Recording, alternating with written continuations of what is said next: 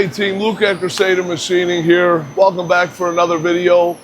Premise of this video is going to be clarification. Last week was a brutal week for comments.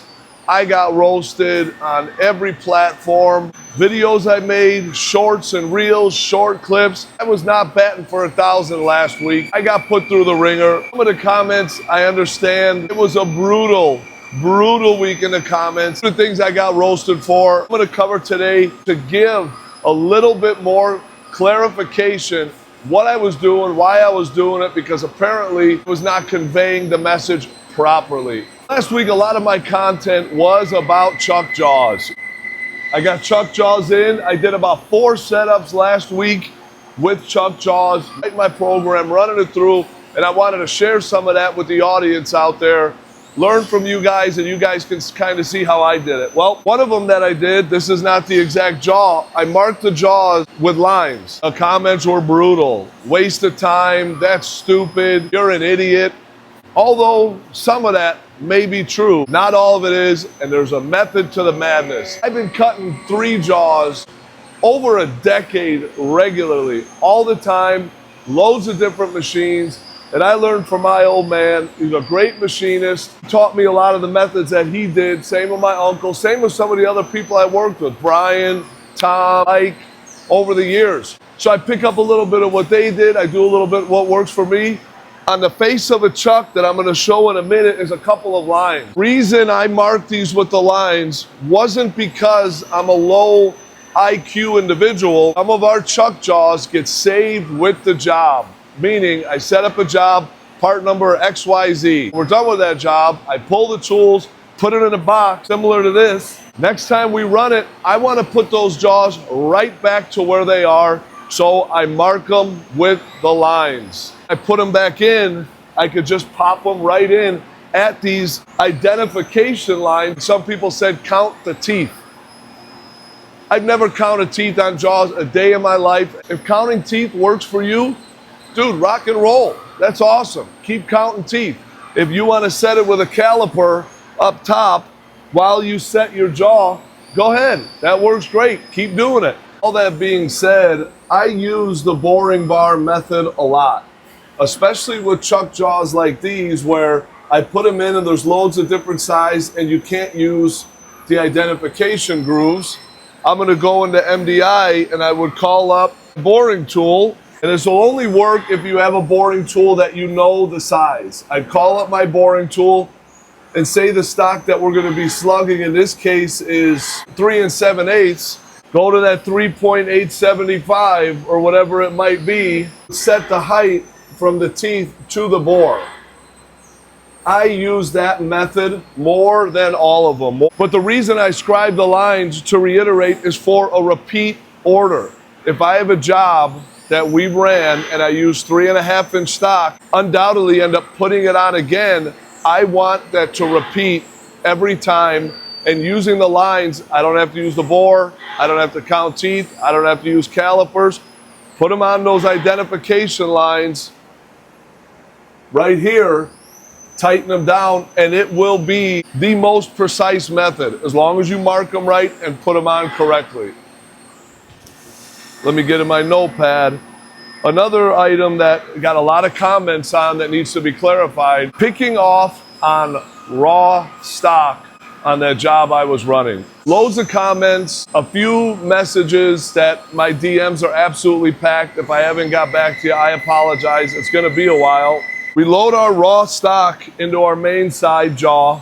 Then we, in a perfect world, then we machine it. Our sub-spindle comes and transfers it and bring it back. Have everything run out true, perpendicular, concentric, everything. You're going to want to turn that raw stock off. That isn't always practical. They want the raw stock. Said it doesn't matter. I don't want it turned down. Don't turn it down. Leave it raw. Would it be better if I was to turn that out OD and transfer it? Sure. But what do we mean better? When people say, oh, you can't do that, you can't transfer on raw stock, it would be better if you didn't. Our ideas of what you can and can't do are different. My grandfather used to say, when it comes to a machinist, we are limited only by our imagination. Another one that he would say is, there's plenty of wrong ways to get something done, but there's not one right way to get it done.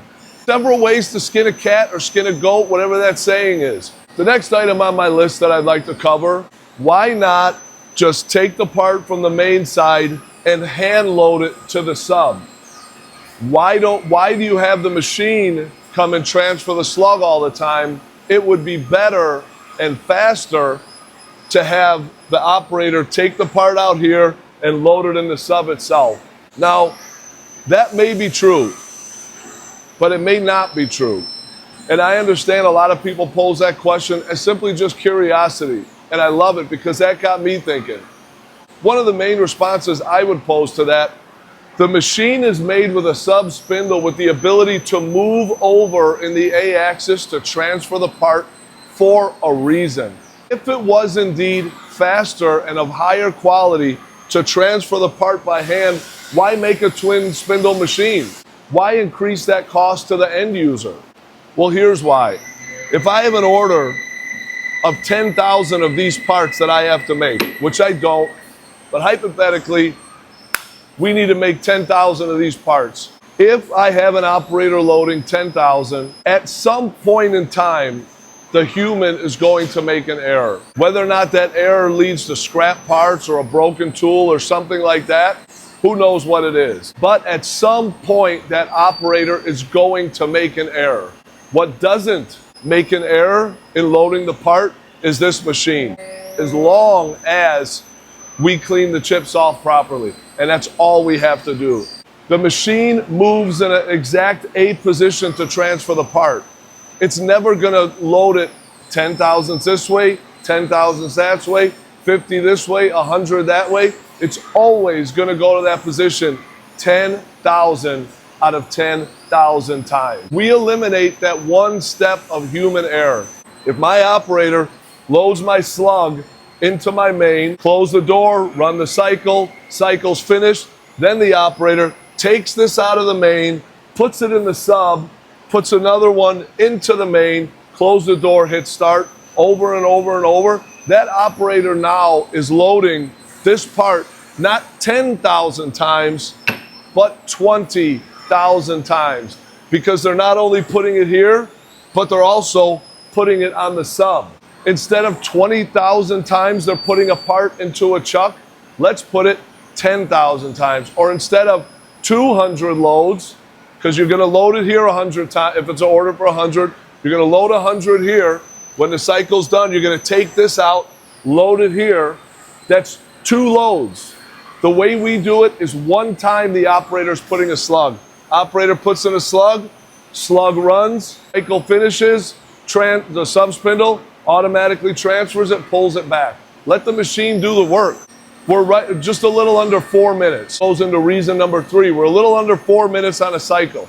If my operator is loading this twice, they have to stay there. So about probably if your cycle's broken up half and half, every 2 minutes they have to be here. The way I do it and the way these machines are designed, we load our slug.